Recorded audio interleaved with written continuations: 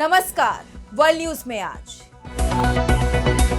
America और Iran के बीच बातचीत नहीं हो पाई, लेकिन डोनाल्ड ट्रंप की तरफ से सीजफायर जरूर बढ़ा दिया गया है। लेकिन इस सीजफायर पर ईरान को भरोसा नहीं हो रहा है। IRGC ने साफ कह दिया है कि अगर ईरान पर हमला हुआ तो इसका करारा जवाब दिया जाएगा।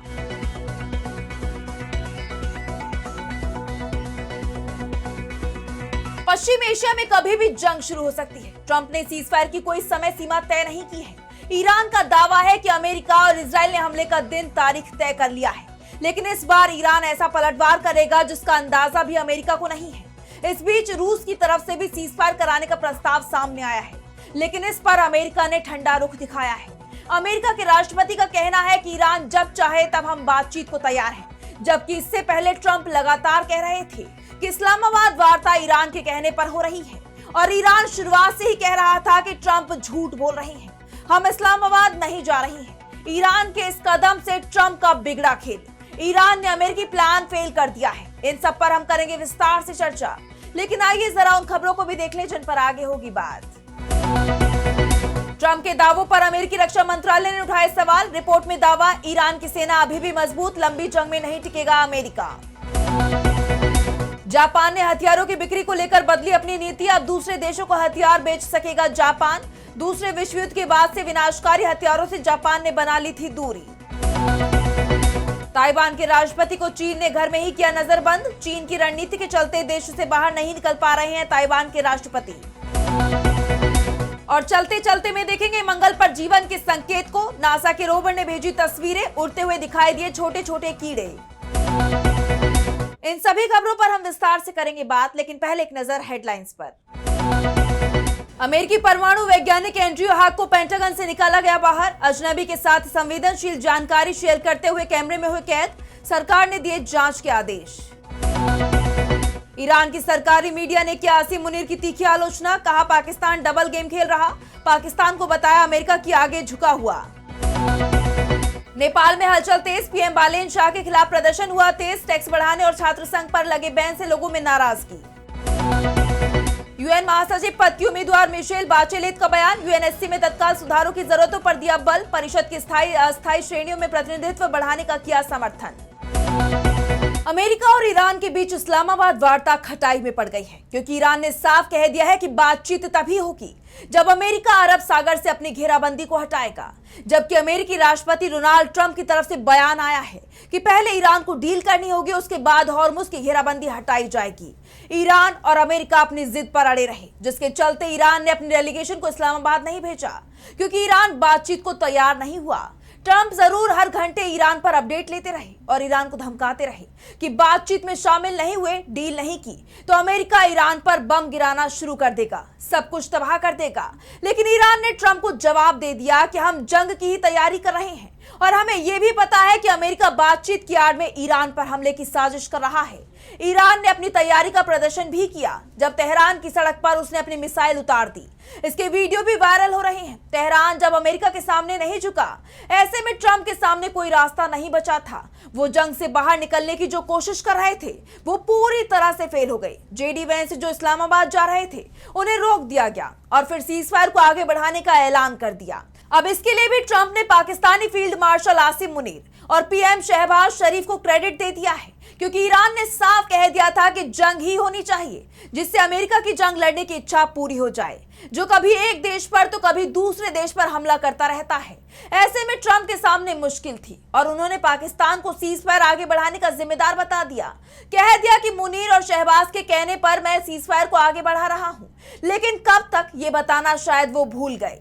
इसलिए ईरान भी कह रहा है कि अमेरिका सीजफायर के नाम पर जंग की तैयारी कर रहा है, वो ईरान पर हमले का प्लान बना चुका है। वैसे सवाल ये भी उठ रहे हैं कि मुनीर और शहबाज ने ट्रंप से हॉर्मुज स्ट्रेट से घेराबंदी हटाने को भी कहा था। साफ साफ कहा था कि जब तक अमेरिका हॉर्मुज की घेराबंदी नहीं हटाएगा, ईरान बातचीत के लिए इस्लामाबाद नहीं आएगा। ट्रंप अगर मुनीर के कहने पर सीजफायर बढ़ा सकते हैं तब वो हॉर्मुज की घेराबंदी को भी हटा सकते थे, लेकिन उन्होंने ऐसा नहीं किया। ट्रंप अभी भी दावा कर रहे हैं कि हॉर्मुज स्ट्रेट पर नाकेबंदी जारी रहेगी। इससे ईरान को रोज $500 मिलियन का नुकसान हो रहा है और अब ये नुकसान कैसे हो रहा है ये ट्रंप ही जानते हैं, क्योंकि अमेरिकी वित्त विशेषज्ञों का कहना है कि हॉर्मुज में अगर 2 महीने व्यापार बंदी रही तो अमेरिका को जबरदस्त नुकसान उठाना पड़ेगा। मंदी का संकट खड़ा हो सकता है। ट्रंप कुछ भी बोल रहे हैं, लेकिन ईरान उन्हें जरा भी भाव देने को तैयार नहीं है। और अब ईरान ने हॉर्मुज स्ट्रेट में एक कंटेनर जहाज पर हमला कर दिया। ब्रिटेन सेना की United kingdom maritime trade operations यानी यूकेएमटीओ ने बताया कि आईआरजीसी ने सुबह करीब 7:55 पर जहाज पर हमला किया। ईरानी गनबोट ने गोली चलाने से पहले जहाज को कोई चेतावनी नहीं दी। जहाज लाइबेरिया के झंडे के साथ गुजर रहा था और उसे बताया गया था कि उसे हॉर्मुज को पार करने की अनुमति थी, लेकिन ईरानी न्यूज एजेंसी तस्नीम ने कहा है कि जहाज ने ईरान के सशस्त्र बलों की चेतावनियों को नजरअंदाज कर दिया था, जिसके चलते उस पर हमला किया गया। इस हमले में कंटेनर शिप को जबरदस्त नुकसान हुआ है। फिलहाल पश्चिम एशिया में बड़ी जंग का खतरा बना हुआ है। ईरान ने साफ कह दिया है कि सीजफायर की उन्होंने कोई मांग नहीं की थी और ट्रंप का यह दावा सिर्फ छलावा है। अब आगे बढ़ते हैं और बात करेंगे ईरान की ताकत की। अमेरिका के राष्ट्रपति डोनाल्ड ट्रंप लगातार दावा कर रहे हैं कि हमने ईरान की ताकत को खत्म कर दिया है। ईरान की नेवी पूरी तरह से खत्म हो चुकी है। उनके पास वायुसेना भी नहीं बची है। ईरान के सभी एयर डिफेंस सिस्टम को तबाह कर दिया है।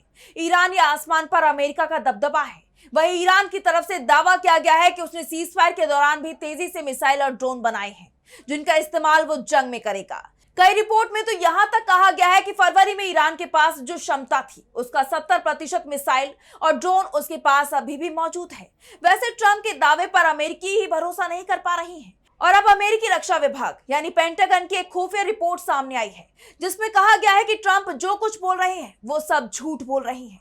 रिपोर्ट में कहा गया है कि ईरान की सैन्य शक्ति अभी भी पश्चिम एशिया में महत्वपूर्ण और प्रभावशाली स्थिति में है।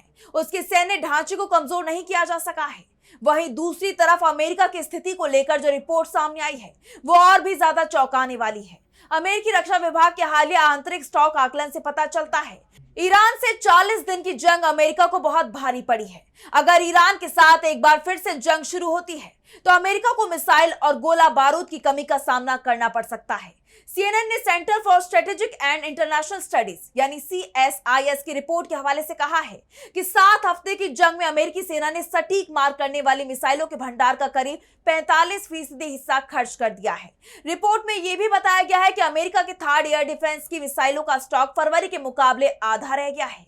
इनको बैलिस्टिक मिसाइलों को रोकने के लिए डिजाइन किया गया है। अमेरिका के पैट्रियट वायु रक्षा इंटरसेप्टर मिसाइलों का स्टॉक का भी 50% हिस्सा खर्च हुआ है। इन मिसाइलों का इस्तेमाल ईरान के मिसाइल और ड्रोन को रोकने के लिए किया गया था। इसके अलावा अमेरिकी सेना ने अपनी टॉमहॉक मिसाइलों के भंडार का 30% हिस्सा खर्च कर दिया है। अमेरिका की लंबी दूरी की joint air to surface stand off मिसाइलों के भंडार का 20% हिस्सा और उसकी SM-3 और SM-6 मिसाइलों का तकरीबन 20% हिस्सा जंग में खत्म हो चुका है। इन सिस्टम को बदलने में लगभग 4 से 5 साल लगेंगे। CSIS की तरफ से कहा गया है कि अगर ईरान के साथ चल रहा सीजफायर टूटता है और एक बार फिर से जंग शुरू होती है, तब अमेरिका के पास तुरंत हथियारों की कमी नहीं होगी। लेकिन जंग 1 महीने से ज्यादा चल जाती है, तब जरूर अमेरिका की सेना मुश्किल में घिर सकती है। और अगर चीन जैसे किसी मजबूत देश से अमेरिका का टकराव हो जाता है, तो उससे लड़ने के लिए अमेरिका के पास हथियारों की बेहद कमी हो जाएगी। और अब बात करेंगे जापान की। सेकेंड वर्ल्ड वॉर के बाद जापान ने हथियार का उत्पादन बंद कर दिया था, खुद को एक शांति प्रिय देश के रूप में स्थापित किया था और हथियारों के उत्पादन पर कड़ी पाबंदी लगा दी थी। साफ कह दिया था कि जापान ना तो महाविनाश के हथियार बनाएगा और ना ही बेचेगा, जिसके बाद अमेरिका ने वादा किया था कि वो जापान को सुरक्षा देगा। लेकिन अब अमेरिका ने अपनी सुरक्षा रणनीति में बदलाव कर दिया है, जिससे हालात बदलते दिखाई दे रही हैं। अब बदलते वैश्विक हालात और सुरक्षा चुनौतियों के बीच जापान की सरकार ने भी अपनी रणनीति में बड़ा बदलाव किया है। जापान ने अब हथियारों के निर्यात का रास्ता खोल दिया है, यानी अब जापान हथियार बनाना शुरू कर रहा है। ये फैसला ऐसे वक्त में आया है जब क्षेत्र में चीन के साथ तनाव लगातार बढ़ रहा है, जिससे साफ है कि चीन को देखते हुए ये बैन हटाया गया है। माना जा रहा है कि चीन को रोकने के लिए ये फैसला किया गया है। जापान अब मिसाइल, डिस्ट्रॉयर जैसे घातक हथियार भी उन देशों को बेच सकेगा जिनके साथ उसका रक्षा तकनीक और गोपनीय जानकारी साझा करने का समझौता होगा। कहा तो यहां तक जा रहा है कि जापान ये हथियार ताइवान को बेचेगा। हालांकि सरकार ने इस शर्त रखी है कि सक्रिय युद्ध में शामिल देशों को हथियार नहीं बेचे जाएंगे, लेकिन खास परिस्थितियों में इस नियम में छूट भी दी जा सकती है। अब जापान के इस फैसले का आने वाले वक्त में अंतर्राष्ट्रीय राजनीति और सुरक्षा समीकरणों पर असर देखने को मिल सकता है। जापान के इस फैसले के बाद कई सवाल खड़े हो रहे हैं। सबसे बड़ा सवाल तो यही है कि क्या जापान अब अमेरिका और रूस की तरह वैश्विक हथियार बाजार में उतर जाएगा। जानकारों का कहना है कि जापान के पास अत्याधुनिक तकनीक और रक्षा उद्योग की मजबूत क्षमता है। अगर वो बड़े पैमाने पर हथियार बनाता है तो वो वैश्विक रक्षा बाजार में एक प्रमुख खिलाड़ी बन सकता है। इस फैसले का जापानी विरोध कर रही हैं। राजधानी टोक्यो में बड़े पैमाने पर प्रदर्शन हुए, जहां लोगों ने हथियार निर्यात का विरोध करते हुए जमकर नारेबाजी की। लेकिन जापान की इस नीति के बाद भविष्य में बड़े बदलाव के संकेत मिल रही हैं। अब आगे बढ़ते हैं और बात करेंगे ताइवान की। चीन की तरफ से लगातार ताइवान की घेराबंदी की जा रही है। चीनी राष्ट्रपति शी जिनपिंग साफ कह चुके हैं कि ताइवान चीन का हिस्सा है और एक दिन ये बात ताइवान को भी माननी पड़ेगी। अमेरिकी खुफिया रिपोर्ट में दावा किया गया है कि चीन ताइवान पर 2027 के आखिर तक हमला कर सकता है। वैसे ये भी कहा जा रहा है कि अगर ईरान और अमेरिका के बीच में एक बार फिर से जंग शुरू हो जाती है, तब मौका देखकर चीन ताइवान पर पहले भी हमला कर सकता है। इसी के चलते चीन ताइवान के आसपास लगातार सैन्य अभ्यास कर रहा है। चीन ताइवान को अपना हिस्सा मानता है, जबकि वहां के राष्ट्रपति को एक अलगाववादी नेता। हाल ही में चीन ने 40 दिन के लिए ताइवान के आसपास के एयर स्पेस को बंद करने का फैसला लिया था। ताइवान ने इस फैसले का विरोध किया था। हालांकि एयर स्पेस में चीनी प्रतिबंध जारी रहा। इसके अलावा चीन साउथ चाइना सी के एंट्री गेट पर बैरिकेड लगाने का अभ्यास कर रहा है। चीन की नजर मई के मध्य में डोनाल्ड ट्रंप की बीजिंग यात्रा पर भी है। कहा जा रहा है कि इस मुलाकात के बाद ताइवान को लेकर कोई फैसला हो सकता है। इस समय चीन ने ताइवान की इतनी सख्त घेराबंदी कर रखी है कि वो दुनिया में अलग थलग पड़ गया है। ताइवान के राष्ट्रपति विलियम लाई चिंग-ते अपने ही देश से बाहर नहीं निकल पा रही है। एक तरफ तो चीन समुद्र में ताइवान की जबरदस्त तरीके से घेराबंदी में जुटा हुआ है, तो दूसरी तरफ ताइवान के लिए उसने एयर स्पेस भी बंद कर दिए हैं। ताइवान के आसपास के देश भी चीन के दबाव में दिखाई दे रही हैं और उन्होंने ताइवान के राष्ट्रपति के लिए अपने देश की हवाई सीमा को खोलने से इनकार कर दिया है। ताइवान सरकार के प्रवक्ता का कहना है कि राष्ट्रपति लाई को एस्वातिनी की यात्रा पर जाना था, लेकिन अंतिम समय पर उन्हें अपनी ये यात्रा रद्द करनी पड़ी क्योंकि सेशल्स, मेडागास्कर और मॉरिशस ने ताइवान के राष्ट्रपति को अपने स्पेस में उड़ने की परमिशन नहीं दी। राष्ट्रपति लाई ने चीन सरकार पर निशाना साधा है। उन्होंने कहा कि चीन की इस हरकत को पूरी दुनिया देख रही है। इस तरह की घेराबंदी से चीन का कोई फायदा नहीं होगा। वहीं मेडागास्कर के विदेश मंत्रालय की तरफ से कहा गया है कि हम सिर्फ चीन को मान्यता देते हैं, इसलिए ताइवान के राष्ट्रपति की उड़ान पर प्रतिबंध लगाया गया है। मेडागास्कर की तरफ से आया ये बयान साफ बता रहा है कि वो चीन के दबाव में है। और अब चलते चलते में बात करेंगे मंगल ग्रह पर मिले जीवन की। मंगल ग्रह हमेशा से इंसानों के लिए पहेली रहा है। हम वहां कभी पानी ढूंढते हैं तो कभी रहने लायक जगह। लेकिन हाल ही में एक ऐसी खबर सामने आई जिसने इंटरनेट पर तहलका मचा दिया। मार्स पर कीड़े उड़ने का वीडियो सामने आया है, जिसके बाद वहां जीवन की संभावनाओं पर दोबारा चर्चा शुरू हो गई है। दरअसल पूरा मामला तब शुरू हुआ जब नासा के क्यूरियोसिटी रोवर ने मंगल की कुछ तस्वीरें धरती पर भेजी। इन तस्वीरों को देखकर एक कीट विज्ञानी यानी कीड़ों के एक्सपर्ट विलियम रोमेसर ने चौंकाने वाला दावा कर दिया।